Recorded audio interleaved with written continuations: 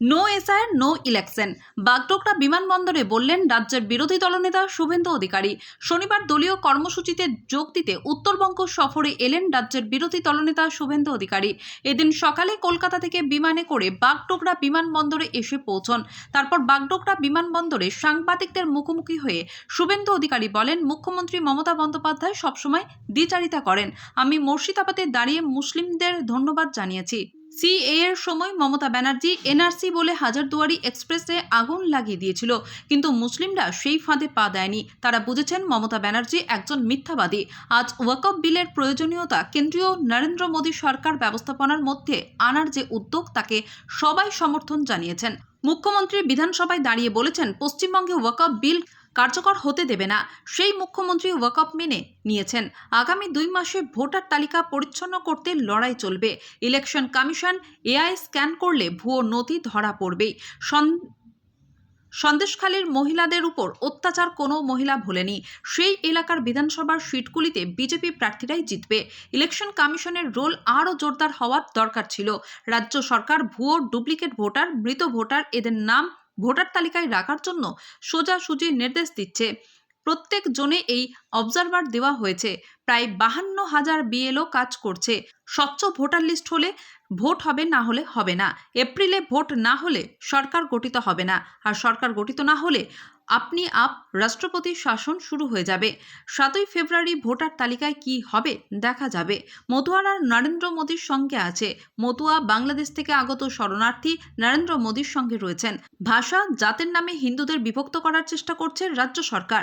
বিহারে যা হয়েছে, এবার পশ্চিমবঙ্গেও তাই হবে। কোথাও গিয়ে মনে হচ্ছে এই নথি পাইয়ে দিতে এই বাড়তি ক্যাম্প। নথি দিলেও লাভ হবে না, নথি দিলেও লাভ হবে না, কারণ ইলেকশন কমিশনের এআই স্ক্যান যদি তারা করে ধরা পড়বেই, চোর ধরা পড়বে। ইলেকশন কমিশনকে অনুরোধ করব এআই স্ক্যানের মধ্য দিয়ে যেন পুরো বিষয়টা প্রসেস হয়। ইলেকশন কমিশনের কালকের দুটো অর্ডার ওয়েস্ট বেঙ্গল মানুষের কাছে আশার আলো দেখছে। এক special observer appoint, second thing হচ্ছে ডিজিপিকে ডাইরেকশন, আর্ম সিকিউরিটি ফোর্সেস বিএলওদের দিয়ে প্রোটেকশন দিতে হবে। বিএলওদের এই দুটো। রেখা পাত্রের বাড়িতে এমএলএ গেছিলেন এবং তার শ্বশুরকে চিকিৎসার দায়িত্ব নেবেন বলেছেন সন্দেশখালীতে। ও হারবে। সন্দেশখালীতে তৃণমূল কংগ্রেস একটা ঘৃণিত পার্টি হিসেবে প্রমাণিত। 7,800 ভোটে লিড আছে লোকসভাতে সন্দেশখালীতে। সন্দেশখালীর মহিলাদের উপর অত্যাচার এবং শাহজাহান মডেল ক্যাঙ্গারু কোর্ট, এটা কোনো মহিলা ভুলে যায়নি।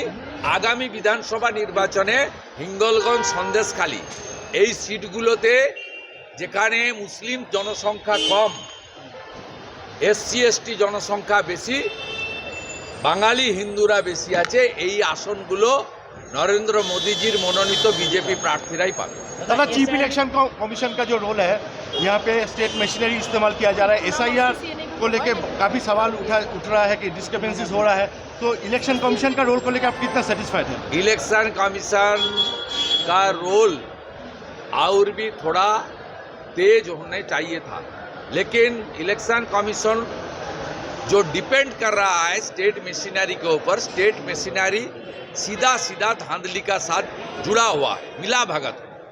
चीफ सेक्रेटरी मनोज पंत खुद डीओ, ईआरओ, एईआरओ फोन कर करके वो गलत तरीके से death voter, duplicate voter, fake voter और बांग्लादेशी घुसपैठिया, ये लोग का नाम वोटर लिस्ट में रखने के लिए सीधा इंस्ट्रक्शन दे रहा है।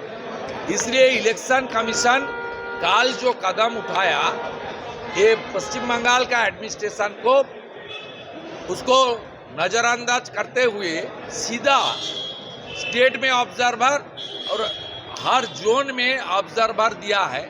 इसका नतीजा अच्छा है।